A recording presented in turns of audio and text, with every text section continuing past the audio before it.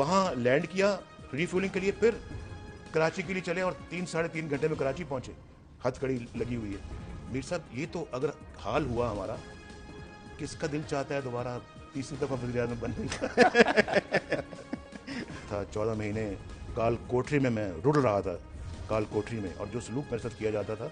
और अभी मैंने हथकड़ी का वाक़या आपको बताया, जब हथकड़ी लग रही थी तो पुलिस का कोई बेचारा अफसर था, वो पीछे एक साहब थे मेजर, उन्होंने पुलिस वालों को कहा आप जाके नवाज शरीफ को हथकड़ी लगाएं। वो हथकड़ी लेके आया और फिर उसने हथकड़ी लगाने लगा तो मैंने हाथ ऐसे आगे किए तो वो जनाब मेरी हथकड़ी लगाते लगाते वो पीछे हट गया। तो मैंने हाथ और आगे किए, तो मैंने जब किए तो उसका एक आंसू टपका और मेरे यहाँ पे आके गिरा।